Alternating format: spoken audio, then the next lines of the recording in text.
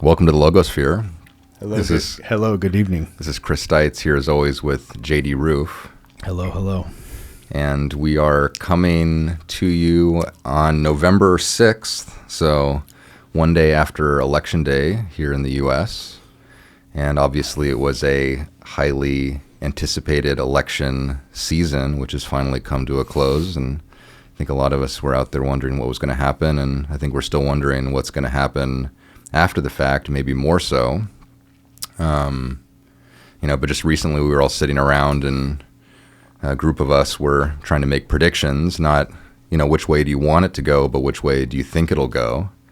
And we were also talking about how this idea of betting on elections seems like it's becoming more and more popular. Yeah, Polymarket, Robinhood, they all jumped in there. Which is an interesting way of getting poll data, right? And traditionally, there's like survey data that's used for polls, but this idea of where people are putting their money is sort of a different type of data, which might give better results. It seems like the results of the election were pretty close to the predictions that were made by some of these betting services. Well, when people put money where their thought is or their prediction is, they're gonna do a lot of research. Leave it to the gamblers to try to. I mean, yeah, they can blow it, obviously, right? They can make a bad bet, but it doesn't seem like it was, because I think at one point in the night the Polymarket was like 59 to something percentage, him in favor, and it kept getting high. I don't know how it works, but it kept kind of loading in, and there was a theory. I don't know if you heard about this, but there was a theory that there was a bunch of whales, and a whale is somebody that holds a lot of money, probably a multi-millionaire, multi-billionaire, and they were loading the markets in favor of Trump to make it look more favorable for Trump. Oh, on some of these bets, right? And so they were purposely dumping. That would be an interesting place to put money, right? Rather than just in ads or however people traditionally fund elections. So there's a theory that there was a crew, like a cartel, money guys. And I don't mean cartel as far as like the cartel in Mexico, but just a cartel of money, money guys that bet heavy, dumped on the market. Because the thing about cryptocurrency too, when you're betting on crypto, like you can't hide the addresses, right? Like you can see who owns what, basically. It's like this address here that was activated owns this many Bitcoin or whatever it is. And so there was this theory that they loaded the markets up. So on the statistics, on the websites of measuring, what the bets were placed, people would go, oh, well, yeah, Trump's going to win.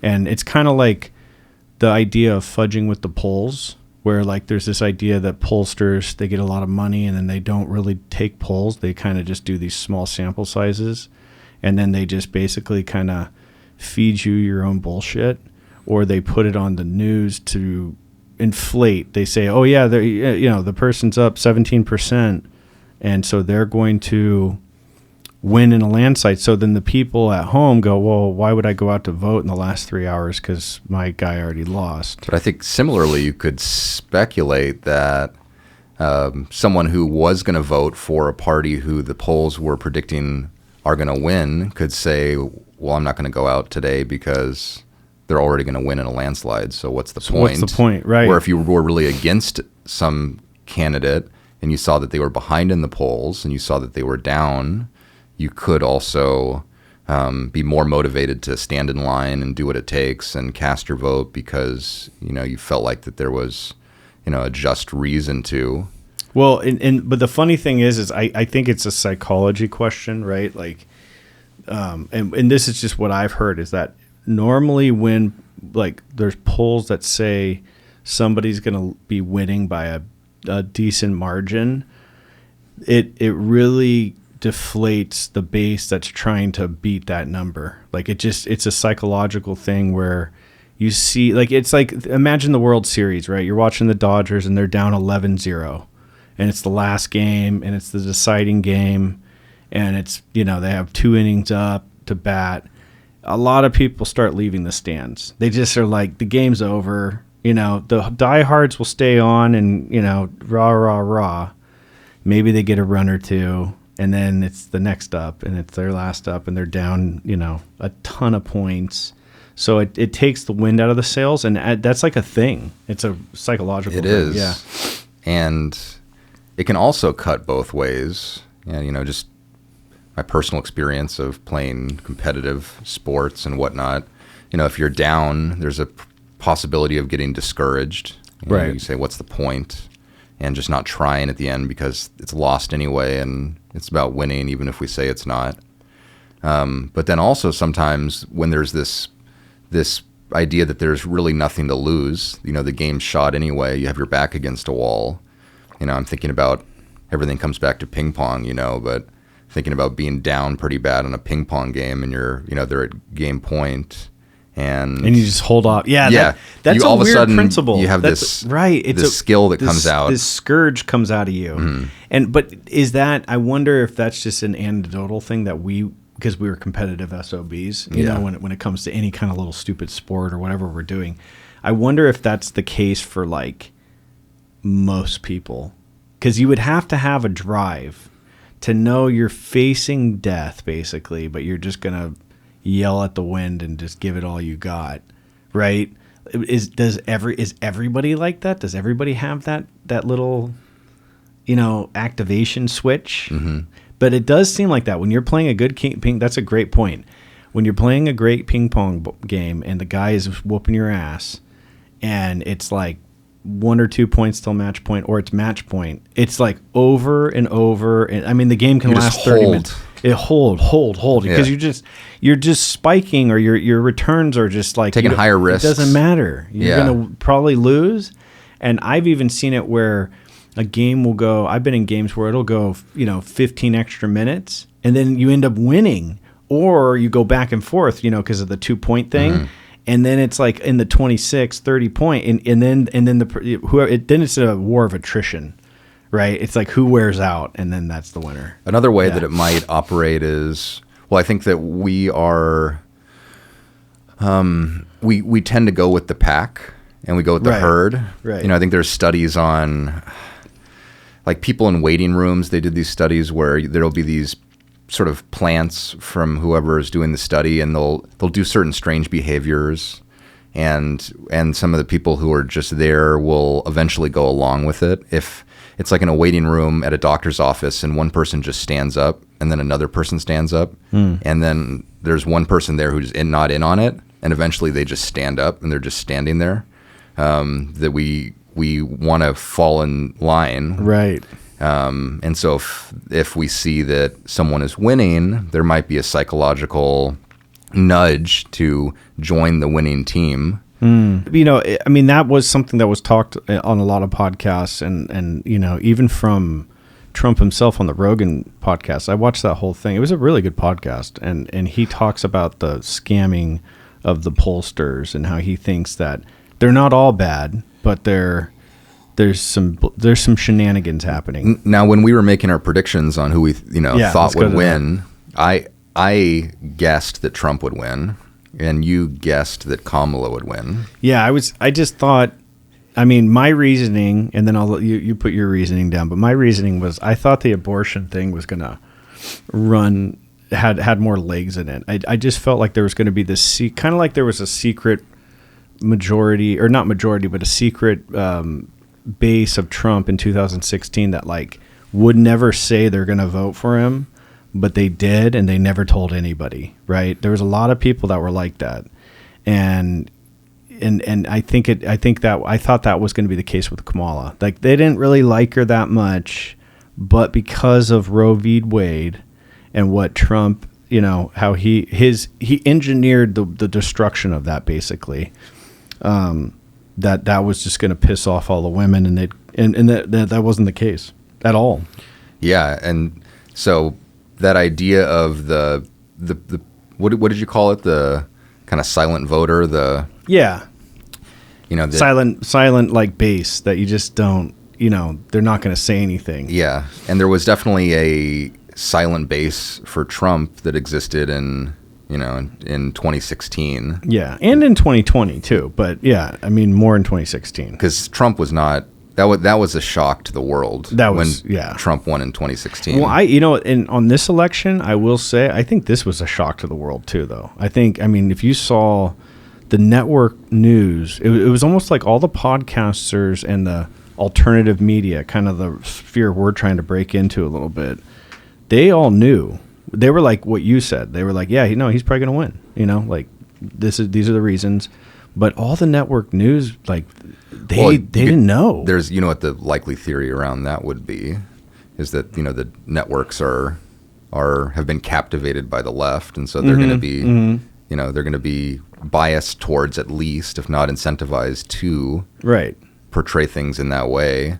But I think that the idea of inflating the polls one way or another also could have that effect, which is if you are a silent voter, which basically means you have certain beliefs that you don't feel comfortable portraying publicly because of your estimation of what the culture around you is okay with, right? Yeah. So you stay quiet because you think you'll basically be ostracized from your local community if you are public about your actual views. Right. Now, if you had that situation going on and then you looked at the polls and you realized, oh, I'm not in this silent minority. I'm actually in a majority. It might embolden people to be more vocal about what they really feel. Do you think that's what's going to start happening now? Like there's going to be because it's interesting. In the Kamala lineup, she had all the celebrities. She threw everything at it. Oprah, Lady Cardi Gaga. B, Lady Gaga, everybody, right? Yeah. All the actors, they all went for it. The whole Avenger team came out. They always do. Right. But the funny thing is that Trump had some big hitters. He had Rogan. Rogan. I mean, Rogan is the OG of people viewing what he's talking about. Yeah. He didn't even. He endorsed him last minute. Did he endorse him? He did endorse him. Oh, no, officially. He went on his Twitter and he said, "This is officially an endorsement of Donald Trump." Wow. The day before the election, and I remember kind of thinking that's a bitch move, right? But when I think about it, and I think about the years of listening to Rogan, because I've always been a fan of his, he really doesn't. He usually doesn't put endorsements out. He likes certain ideas. Like he's had a podcast or two with Bernie Sanders. He's had it with Tulsi Gabbard, and there's some politicians that make it to him, but they're usually not like your traditional rhino or your traditional Democrat But he somehow he opened up the doors to allow both Vance and Trump on his show, and both of them killed it. That's the thing. I think this is the reason why Trump won, is Joe Rogan showed that he's a human, that he's not like this machine that's just trying to hurt people. By him being willing to go on a 3-hour and just talk to him and just open realize, forum podcast. Yeah, he's just another person. Yeah, he's a billionaire and everything like that, but he's just another person that has feelings, shits in the toilet, is funny. He's a comedian. He's an entertainer. Like he's a businessman, and I think that's the feeling I got, because Rogan didn't let him off the hook either. Like a lot of people are like, oh, it was a softball interview. It really wasn't. He would always bring him back. Trump has this famous weave thing, and he would always go, okay, you're weaving, Mr. President. Let's go back into the point. Like what was this like? And he wrangled him a couple times, which was surprising. Like I haven't seen somebody able to do that to Trump, because Trump's like he can be a bull in a china shop. He's just like, fuck you, this is what I think, Yeah. And then Vance has just got the gift of gab, so he did 4 hours with Rogan. Like they were just like two kids having fun, basically. I was talking to a friend of mine who's just been like a lifelong hardcore kind of Marxist branded lefty, and we were talking about the whole situation, and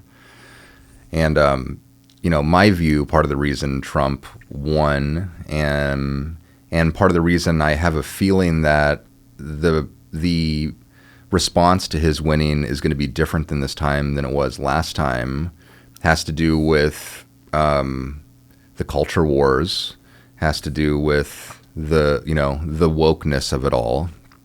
And I think that when he won in 2016, there was a big backlash. Most of his presidency was met with this impeachments and Russia, all that. Yeah. Yeah. Well, there's that, and just just these accusations that by electing him in, you are essentially electing in all, misogynistic, sexist, all that, racist, yeah. xenophobic, all of those type of terms were really wrapped up in the vitriol that people who were against Trump had for that. I think that as a country, we're kind of exhausted by this 4-8 year period that we've gone through that had COVID wound into the middle of it. Mm-hmm. And now here we are again. And, I think that, I don't know. I mean, it's hard to tell because we only can see things through our own little echo chamber, like what we look through. But my feeling of the temperature around, and we live in Southern California, it's technically one of the more liberal areas in the country. Yeah.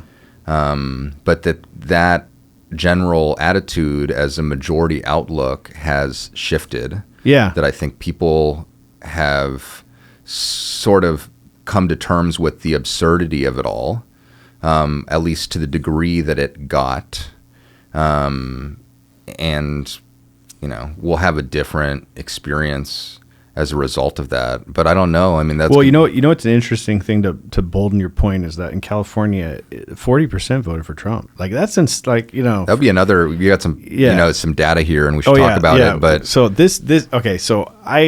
that would have been interesting to see what percentage Trump got in the last 2 elections in California. In California, right? Yeah. No, we can find those numbers, but this one we wanted to talk about because it kind of stands out, and I saw this around Twitter, and so we just went on Wikipedia and just looked up the information. So I mean, this could be these numbers could be wrong, but for the most part, I trust these numbers. I don't think any funny business is going on. So I'm going to go through the total counts of people who voted since 2004.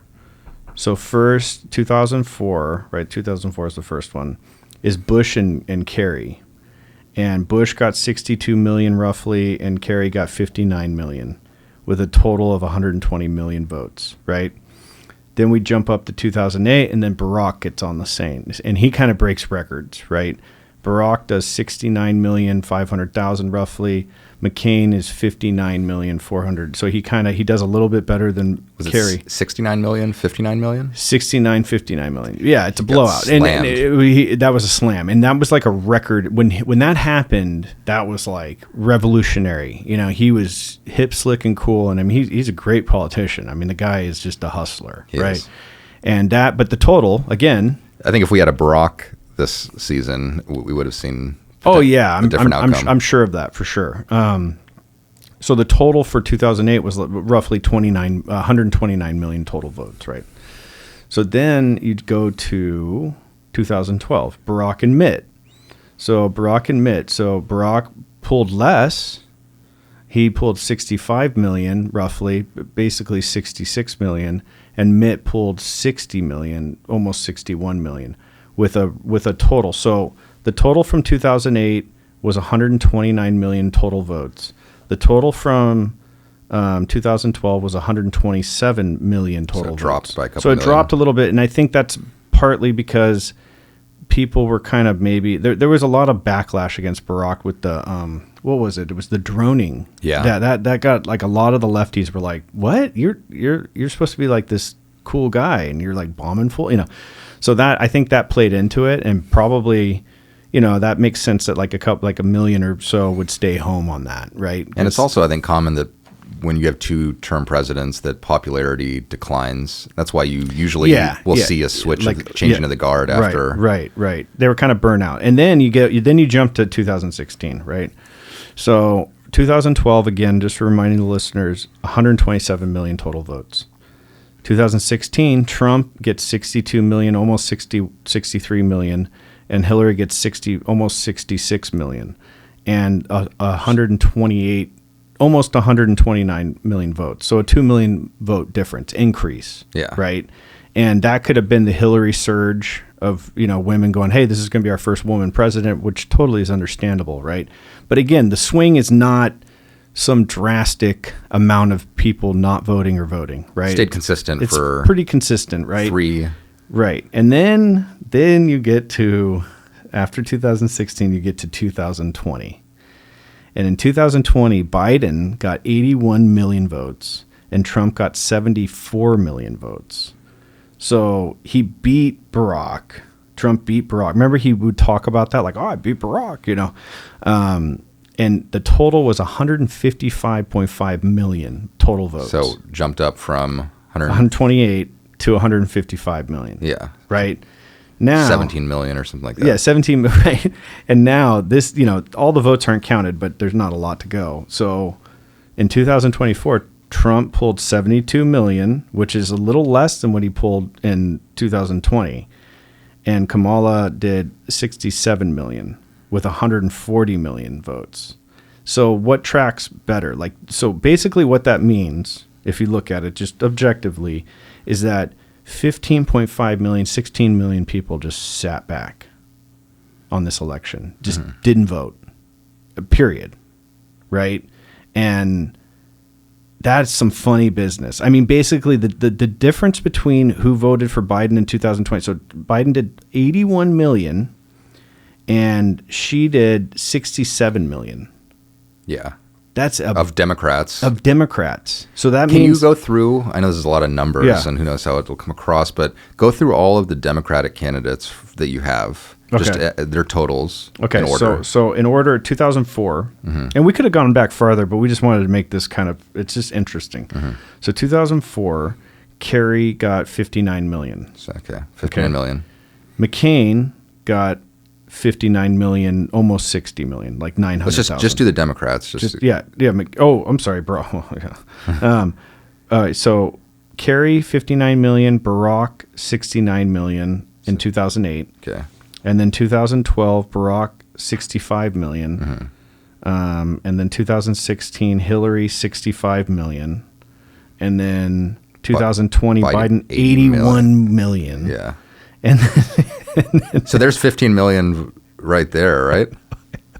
Dude, so the question is, what is this? What is this discrepancy? Yeah. Like, so what's the most outlandish theory? Is that it's the Democrats are just they were trucking in cooking votes. the books. Yeah, they were cooking the books on COVID and all that, right? And that was all the misinformation stuff. But there's like staring in your face because it's either my theory is either one or two things. Maybe that's all true.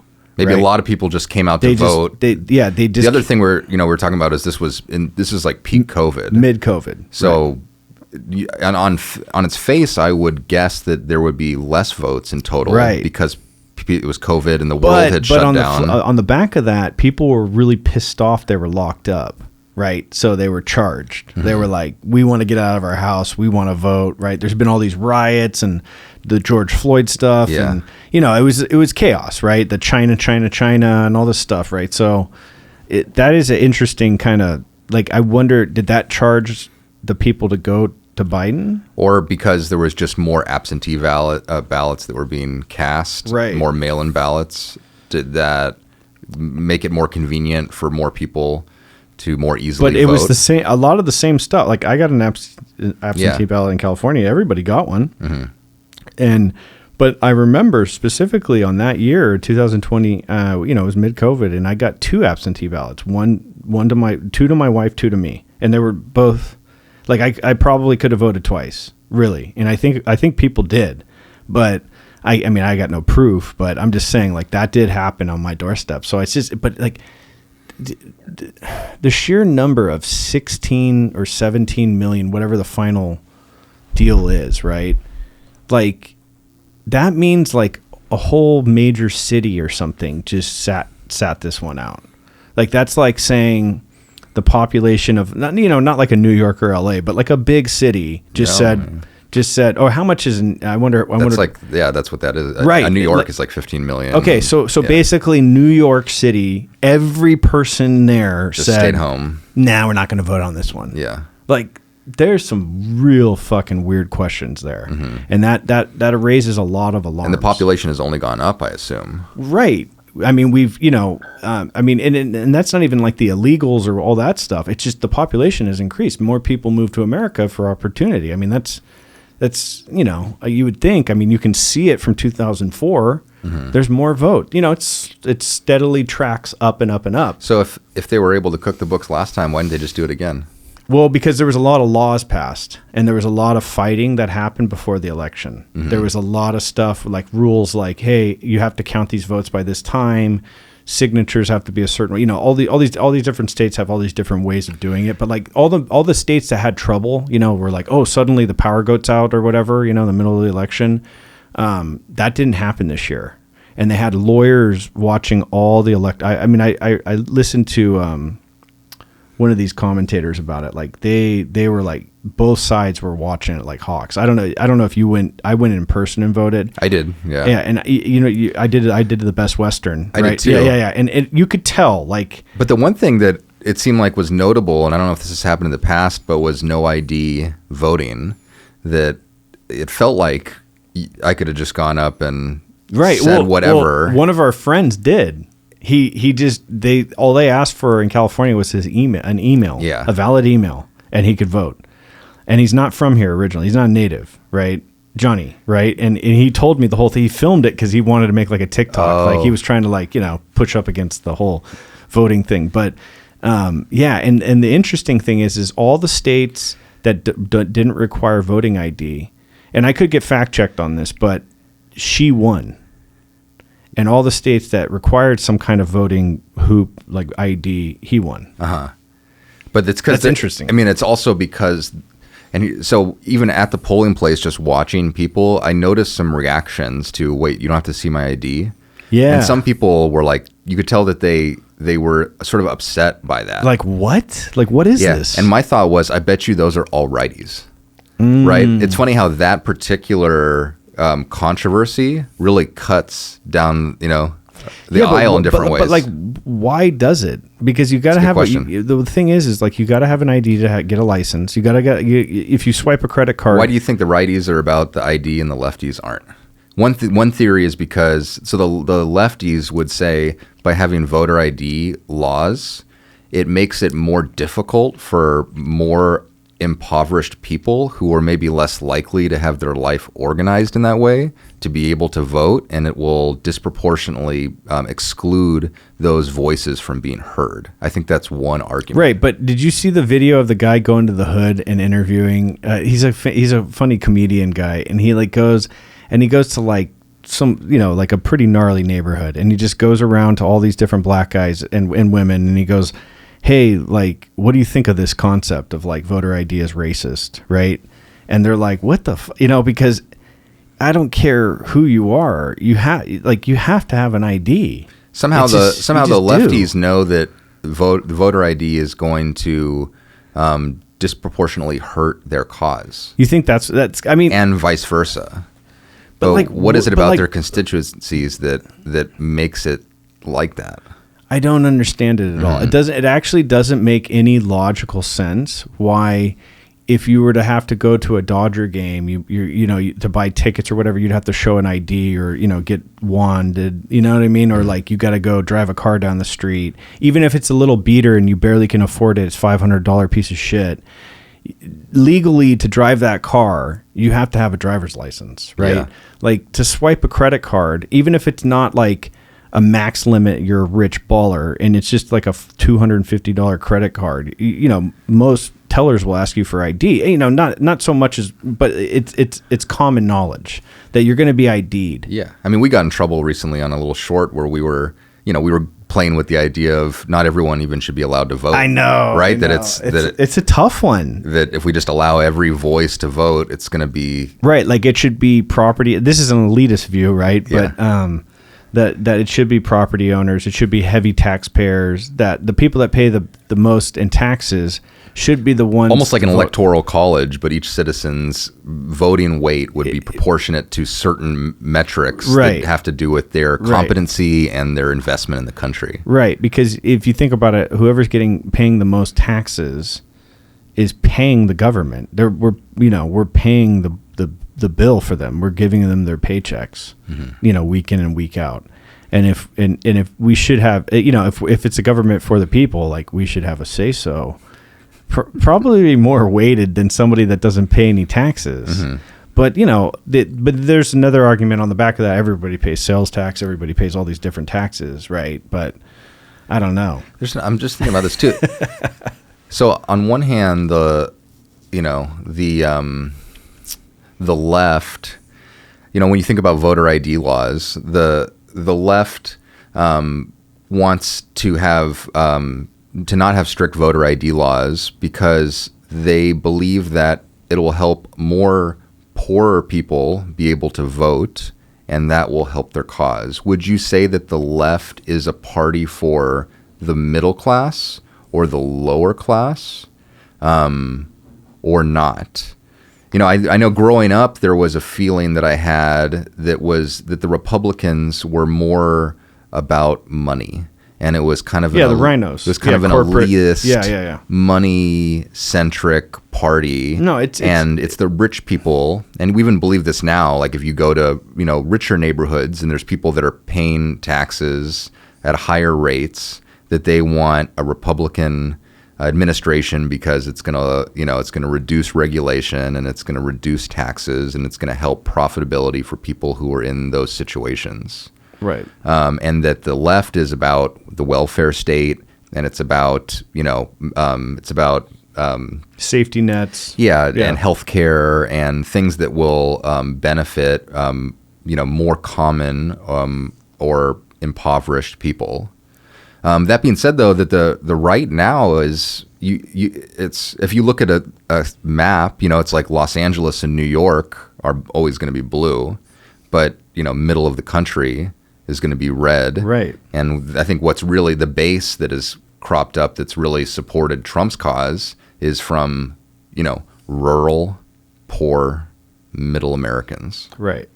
Right. Mm-hmm. Well, but the funny thing is the New York Times came out with this thing called the red shift map. I don't know if you saw it, but literally there was an uptick overall, and just in general overall in all places all over the United States of right-leaning voting, like Trump voting. So it's in the biggest, one of the biggest numbers that I saw that was just shocking is like there's a 26% increase in Hispanic vote for Trump. Yeah. 5% increase in blacks. I think that's another one where the left always felt like they had the people of color vote kind of in the bag. Well, they think that if you identify with a certain group, then you're going to vote a certain way. They don't understand that like everybody has a mind and they can think for themselves, right? And they might not agree with one policy or another that the Republicans have or the Democrats have or the independents have. And so they might go, I'm not going to vote for them. And also people of color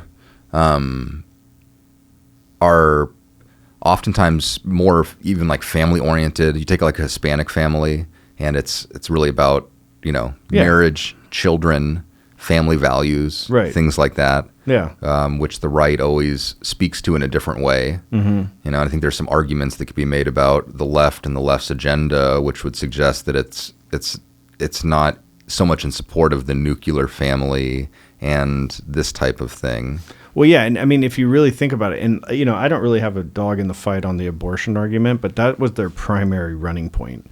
The left's primary running point was my body, my choice. The government can't control what happens to my uterus, basically. And I understand that, which argument. Is funny because when you say it that way, it almost sounds like a conservative viewpoint, right? Which is off my, stay off my backyard. Right. Well, and then the other thing is, don't tread on me. But like, why was the right the ones during COVID saying, fuck social distancing and masks and all this crap? You guys are, fuck the man, basically. When conservatives would normally be more, fear, like keep contagions out. Right. There's been this like cross shuffling of the deck that's taken place. A real shuffle of the deck. And I think the other thing that in Trump's favor was that he was able to put a wide umbrella out for a lot of people, and he caught all the rule. And he even had in inner cities, he had a huge uptick. I mean, the black guys showed up for him, which is like, what? Mm-hmm.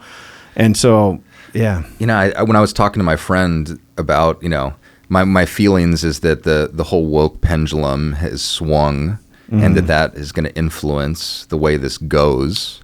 And what he said is that the culture wars, he called it a real red herring, that all these things they don't matter so much, but they just sort of put them out there to keep us at each other's throats. Of course. So that the elite can continue to do what the elite does. Right. And that's not what matters so much, but what matters more is policy and, and numbers and, what your plan is and all of that. Well, you know what? Another thing that I think really, and this is, I'm attacking Kamala Harris, but the policy of her saying that she was going to tax unrealized gains and price gouging, which she kind of misdefined, right? Like that's not what she was trying to do, but she said she was going to do it.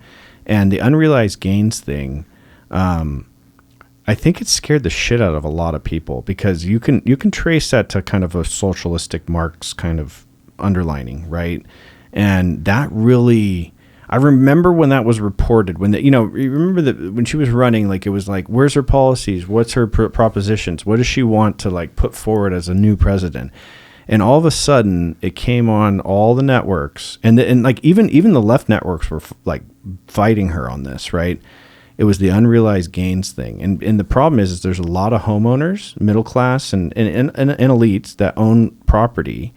And if you're making like over a couple $100,000 on your property gains, right? Like that would mean you'd have to pull out money to pay the tax every year, and you're already paying property tax. So I think people just, they got that, they were like, people were shocked. Yeah. Like, why would you, propose that? But I wonder how much do people really vote with, I was thinking about this after the fact, and to me the culture war stuff matters a lot. And that ideas matter a lot. It's not just about dollars and cents and numbers at the end of a ledger. That, the climate that we live in is a cultural climate. Mm-hmm. And we care about that. It's a huge influence on how we feel about ourselves, what we think about, how we feel like we fit into the world. And so I think it's important. I think that woke pendulum has swung, but I think pendulums, when they swing one way, they swing back again. Yeah. And and the funny thing is talking about the swinging to the right now, right? Because it was like a red wave basically that happened yesterday. Now, if you think about it, like just the three branches of government, Trump's got them all. I mean, and there's even the idea that Clarence Thomas, the Supreme Court justice, he's in his 70s. A lot of Supreme Court justices will wait to retire when there's their party lean. Yeah. And so he's got the opportunity. He's already got I think he's got a majority of conservative Supreme Court justices already serving, but he's basically got this opportunity to maybe install two more if they retire under his term. Mm-hmm. So basically he's got the House, he's got it all. He's got the administration, and he knows what he's doing. So it's going to be really interesting to see what his policies are going to really do, because they're going to take shape instead of being blocked. I think inevitably there's going to be a backlash. And what do you think the biggest backlash is going to be? I don't know. I have an idea. Do you have an idea? I think it's the deportation. That is going to be the illegal, because he ran on that. He said, look, there's all these illegals in here. I'm going to get rid of the criminals first. And then I'm going to go through, and if you don't belong here illegally, you're going to get. And there's going to be a big backlash. Like he's destroying families. Yeah, and maybe he will be. The immigration. That was a big charge. That was a big topic. I think that Yeah. is divisive. Right. And we don't think about it a lot on a daily basis, but and that's. That is interesting. So as far as like traditionally conservative or liberal values, right? Conservatives would want to keep the gates closed, because if you open the gates, you don't know what it's going to bring in. Right. It's going to bring in disease. It's going to bring in criminality. Yeah. It's also going to bring in ingenuity. It's going to bring in It's the other thing. It's going to bring in both, right? Yeah. It's going to bring in opportunity. It's going to bring in resources. Right. And so if you shut the gate, you shut the gate to both. Right. And to keep the gate completely shut, you're just staying in your little walled garden, mm-hmm. and you die. Right. But if it's open wide, you get looted from the inside out, and you're done. Right. So how you control that gate is it's a pretty and that's important. the interesting thing is like, they've still, there's that thing about the bill for the border, like a permanent solution for amnesty and like defining everything, like how it works, right? When you if you're coming to the country and you're like, hey, my country's in, shambles and there's a dictator running or whatever is going on, there's a war and I want to come to America because asylum. It's asylum, right? Asylum seekers. There's not really like a good cut down, like this is what our policy is, right? Like it's been talked about for many, many years, but it's really not, they don't really have a great solution for it. But now there is a chance that there will be like a permanent solution, like a bill that will be passed, put into stone, emboldened, and that's it. This is the way it works when you come to the border, and that's going to be, instead of an executive order saying, hey, stay in Mexico, right? So, I mean, he's going to come in and do that right away. I'm 100%, but a permanent solution, it is needed. I think there needs to be like, a definition for like how, or, a policy for how we handle this problem. You know what I mean? I don't know if we need a wall or not, right? But like, there's got to be something that's like, this is the way it is. The wall. That's how he came out of the gate. Do you remember that? I know. And he promised that he's gonna finish it. Press conference. Yeah. It's like I'm building no one a wall. expected him to run. There was some talking about it. Right. I know he's flirted with the idea for half of his life, and all of a sudden he comes out in front of the cameras and said, "I'm running for president, and I'm going to build a wall."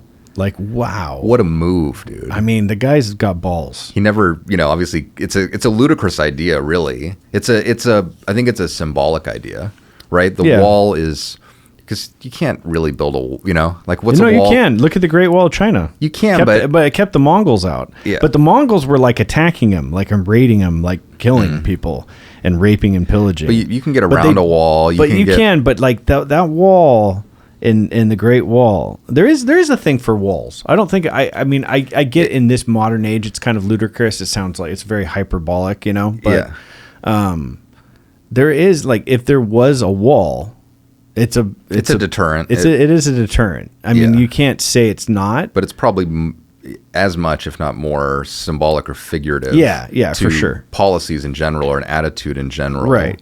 Yeah. So, just to run on that issue and win, to run on that issue and win. Yeah.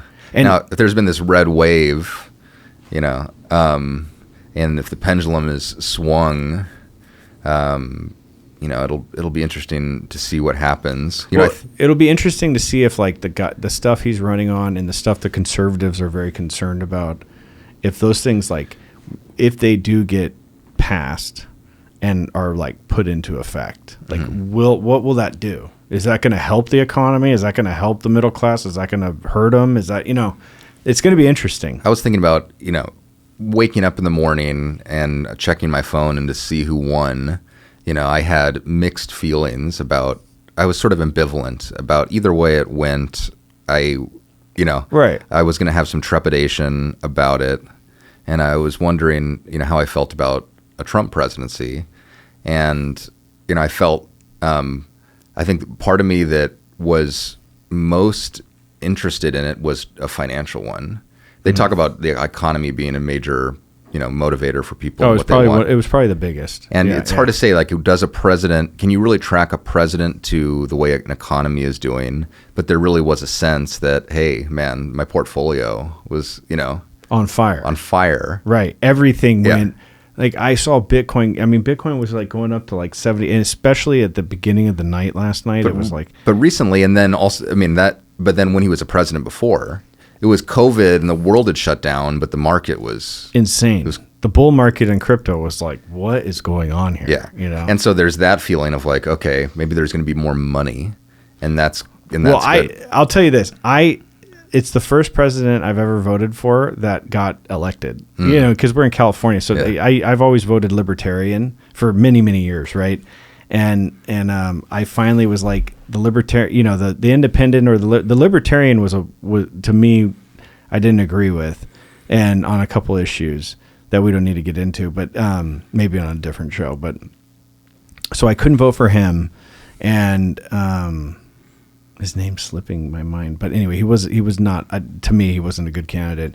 But I couldn't vote for RFK. and the only way to vote for RFK was to vote for Trump. And then the only way to vote pro Bitcoin was to vote for Trump. And that was literally like, it's a selfish. What you're voting on. That was it. I was like, I'm voting for this dude because I hold a lot of crypto and I want to see my bags pumped. So yeah, financially, the financial reason was the reason I was most interested in seeing Trump win. But from a negative perspective, I think I was trepidatious over two things. One was just the exhaustion of having to live through 4 years of liberal backlash again. I know it's going to be gnarly. It's just SNL was trash for 4 years. Everything was. Do you think this is the end of the corporate media? It might be. It really might be. Because they were trying to say that it was a dead heat. Every talk show, talk shows, late night shows used to be this kind of families would get together and it was kind of it was a safe zone. And then during that, during his presidency, they all turned into just left. Do you have cable? No. How long have you not had cable? I don't know. It's been I mean, I haven't had cable in probably 15 years. Yeah. Apple TV, I pick the apps. I don't want to watch ads. I don't want to be fed, eat meat and take prescriptions. You know what I mean? Like I got out of that game, and that's not even a political thing. I just don't like to watch shit and then be forced to watch other shit. Yeah. And, an ad here and there is not bad, but, because YouTube has them. But, like, I pay more on the apps so I don't have to watch ads, because it's just, it's a different world. So, yeah, for financial reasons, against it because of having to experience the backlash to it. And then also this, I talked to you about here in Southern California, a couple months ago or less, there was a big parade that took place, and it was a pro-Trump parade.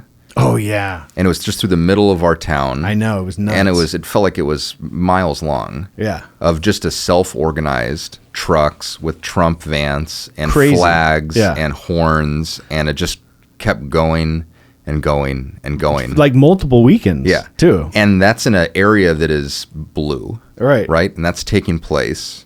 And I think that spoke a lot to this, I don't know, there's a different energy. People wouldn't have rallied in that way. And I think Trump speaks to that when he talks about his own rallies. So people show up in a different way for that cause than they do for the other cause. There wasn't going to be a 2-mile-long Kamala rally, even in a primarily liberal area like this. I know. But, my concern about that is that, and there's a typecasting of the people who are in those parades. But there's just, I made a joke with someone the other day. I was on the freeway and there was this big kind of monstrous truck with like a skull on it or something. And I was like, I wonder who they're voting for. And we both laughed, Yeah, because you know that there's that militia adjacent, kind of just to use a term that is, is obviously distasteful in some ways, but this like toxically masculine. Oh, don't use that word. I just, That's a made up word. Yeah. Yeah, but yeah. But you know what I mean? Yeah. It's that just kind of like... It's like we're programmed to think that too. Kind of like stupid machismo, type of person who's out there who's really emboldened by this cause. And that it's going to... This figure. Yeah. And it's going to be like the brown shirts in Nazi Germany, and you're going to have just these types of... But do you really think you can compare it to the brown shirts? Do you really think? I know that the Nazi Hitler, analogy is kind of a cheap one. It is because it's overused so much. Yeah, and they went pretty hard in the paint out there, and their country was going through like actual devastation from World War I. And not to give them any, get them off the hook or anything. Absolutely not. But that, I get where people want, like, there's so many people calling him Hitler and dictator for life and all that, that even Kamala was saying that, even Biden was saying that, like, over and over and over again. And I just don't see it. Now this is another interesting topic for us, which is he does have some of those traits. Yeah, he's got some And neuroticism or narcissism Yeah, for sure. And He's a go-getter. There's a cult of personality around him. Of course. He's a strong man of types. He's almost an Ubermensch. Yeah. He's like some of these other, He is an Ubermensch. So that's, and that's an area where we've talked before, and you as a libertarian, you've made this comment before, like you think the president should be like the president of the DMV. Yes. And that the executive branch of the government, or any branch of the government, pencil should be pushers, man. It's just administrative. Get out of my way, bro. Yeah. You're just organizing the office. You're just keeping records. But But this idea of a king is dead, and the reason that this country has been successful is because we bucked up against this monarchical. We kicked the king out. Organization. 1776. You're trying to tax my tea? Nah, motherfucker. Yeah. I'm going to make money on this bit. I want my margins. But can we ever really kick the king out? I know you like the king. This is something where me and you would disagree. Completely disagree on, right? Like, and I think your path to getting onto my side is understanding the idea of decentralization. I think because that is, for me, it's Bitcoin is part of the answer of that equation of getting completely rid of the king, because in a weird way, it's like the king is everywhere because there's these rules that just can't be broken. Yeah. And that's it. It's just this, and play by the rules. I mean, that's actually kind of a Foucaultian argument, the idea of power being decentralized. It's like systemic racism or systemic power, that it's the power is held by all of the people who are also subjugated by the power. It's the prisoners are also the prison guards, and that we're all deeply interwoven into a power structure, right? That is and I don't stronger than any figurehead that seems to represent it. Right, and I don't think that concept, because I think that concept could get really authoritarian, right? Like it could get really gnarly, right? Like to a point where you can't move anymore, basically, right? Because you got to have that for certain things. Like maybe that's how we handle our finances, right? That's how we handle our money markets and trading and all that stuff, right? And that's how we know that there's an even exchange, and that no entity can come from out of nowhere and go, oh, I'm going to make the price of the dollar less or more. That's ridiculous, right? It should just be like air you breathe, right? A dollar is a dollar. That's it, right? But it's not going to work everywhere else, because I think human consciousness, some people, they want to ascend to the fucking clouds, right? They want to be the Donald Trump, and some people are happy, sweeping floors and, getting by and just raising a family or whatever, right? Like human consciousness can't be, and this is my biggest argument against communism, is we're not bees. We're just not. We're too unique. We're individuals. It's the Enlightenment argument, right? And there's discrepancies. There's discrepancies. Like I'm never gonna be able to play basketball like Michael Jordan ever. It's not. I mean, I can train as hard as I want, and I could become a good basketball player, but I'm not gonna be Michael Jordan. It's just not possible, right? And like, I think it's a humility thing. People have to realize their strengths and their weaknesses. I think my feeling of the need for a king also has its roots in a. Isn't the king a binky? The king is the alpha. Yeah, but don't you want to be your own strong man?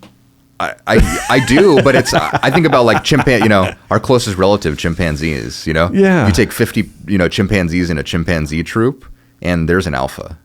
Yeah, I get. There's always an alpha, and the alpha can change, and every member of that troop, in one degree or another, is vying for alpha status. If you're number 13 in the troop, But I am going to fact check you on this. You saw chimps. There's communist communes they've discovered. This is the new documentary. Watch it. It's on Netflix. Okay. Chimps. It's amazing, right? There's different types of communes of these, monkeys. Look into who produced chimps. That's a bunch of lefties. Yeah, but there's an actual, like, there is some kind of patriarchy setup, but that's not always the case. I'm not kidding, right? Like, it's like, it's an interesting concept, like, because like sometimes it's the matriarchy with like a beehive, right? And you know what I mean? Like, I feel like, yeah, they're close to us, but don't we have to evolve out of being monkeys in trees and like come up with I think better concepts to run. But we all serve a master. I mean, here's where we could bring God in the argument, right? Yeah. Without God, you need a king.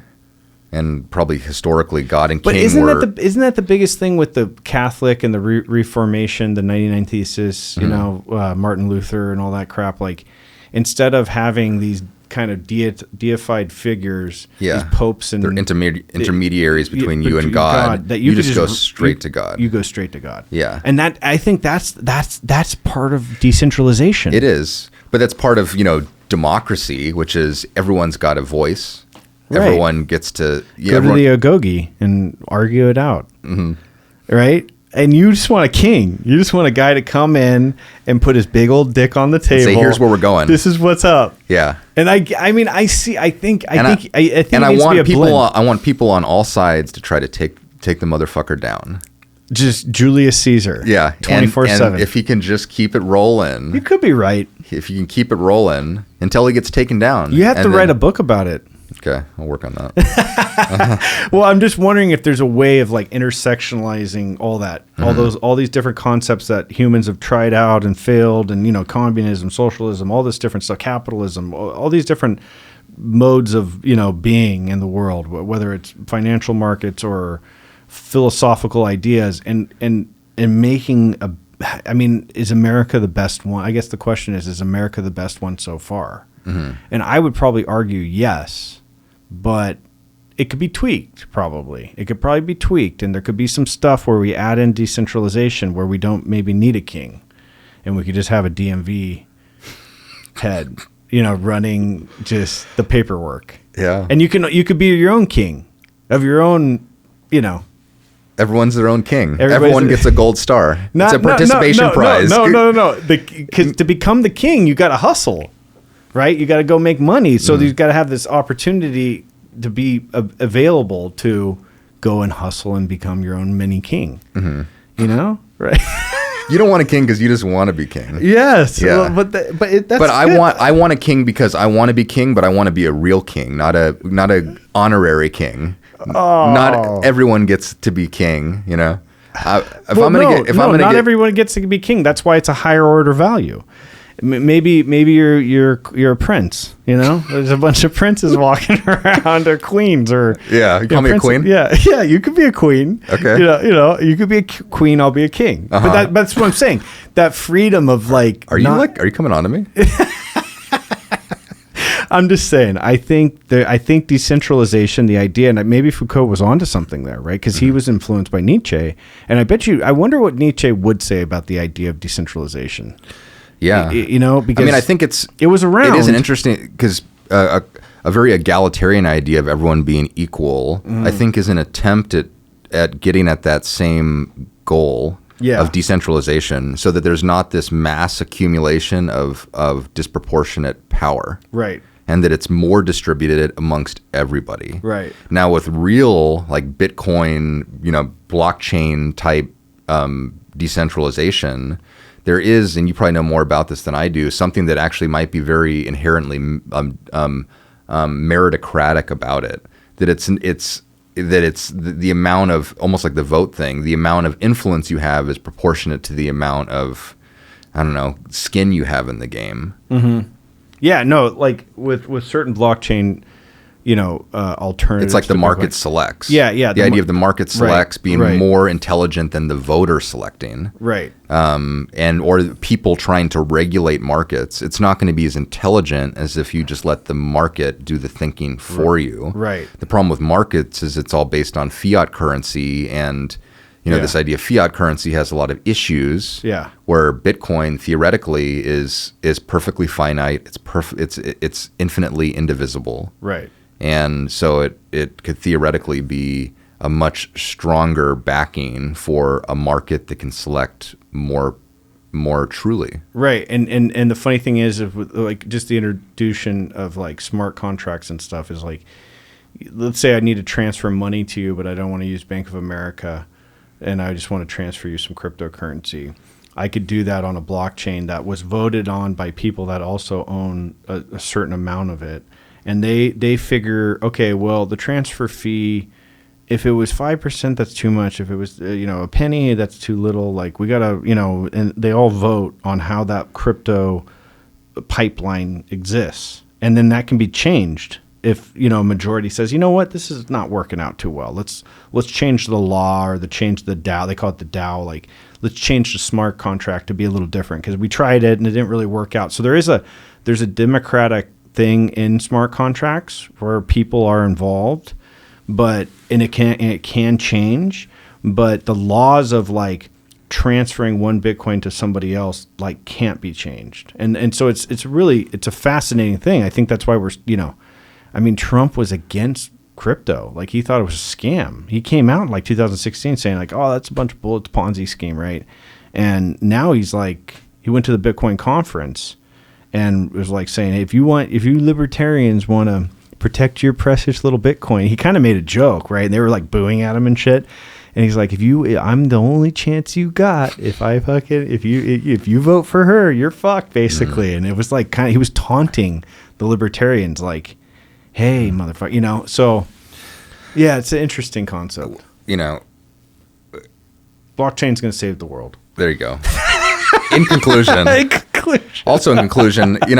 think there's a lot of doubt as to whether Trump, it's going to be a good thing or a bad thing. There's plenty of reasons to feel one way or another about it. We could be inviting in the next Mussolini or not. Or what would happen if that happened? Like, how if he just like takes office and is like, yo, I'm dictator for life. Fuck all you motherfuckers. I got to Julius Caesar this bitch because the goals are here. That'd be an interesting era to live through. Do you think he would be killed? I mean, I just feel like with the different branches of government and the military and stuff, like that could get real messy, you know? Yeah. So that could happen, maybe not, but maybe not. I don't think that's going to happen. Yeah. He was the president before. I think the one most, there's a lot of things you could say negatively about Trump. But I think one of the clearest positive things that I've been able to identify in him is that he's funny. Yeah, well, he's really funny. He's funny. He's funny, and he's almost like inevitable. Like he's a force. But like a funny person or a stand-up comedian is like a court jester. There's sort of there's a wise foolishness about it all. Mm-hmm. And I think there's something about that quality of his that has really contributed to his success. Yeah, even to be able to come out at the Bitcoin conference and kind of taunt the libertarians. Yeah, and he did. Mm-hmm. And no other presidential candidate, and they've existed for a long time. I followed the libertarian, for him to go to the Bitcoin conference and the libertarian conference, like he just went in there. A lot of his success is almost like schoolyard disses. Yeah. His ability to just, when the camera's on, say the right thing, have the right timing say the right thing. And, I think it appeals to that part of us that is still on the schoolyard. Yeah. And, we just give the chips to the person who has the best diss. Yeah. Who's got the best line. Yeah. Yeah. Because that one about Hillary where he's like, well, you'd be locked up, Nobody else is. When's the last time anyone took a strategy even resembling that? I know. If we went back to that list you had of all the different, that was never, that was never on the table. Yeah, I mean Bush a little bit. He had some lines. Yeah, he had some lines. He was kind of funny. And Barack actually. Barack could get down. He would get on like Mitt, between two ferns, and he would get weird. Mitt was flat. Yeah, Hillary was flat. Kamala's really flat. Like they were all. Yeah, it's an interesting mix of people. That these are the people. Just looking back to 2004, these are the people that we were like putting up to like run. John Kerry. Mm-hmm. Like, come on, like, who are these guys? Like, that's what it comes down to. It kind of makes sense if you look macro, why a guy like Trump, who's an entertainer and knows timing, he knows comedic timing. He's really good at that.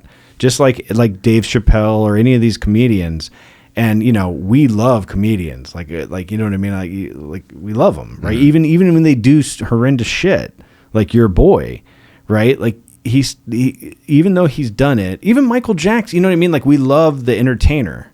Yeah. We just love them because they entertain us, and we're able to look past a lot of weird shit, whether they're a racist or a sexist or whatever. But you know who's not usually entertaining? The guy at the DMV.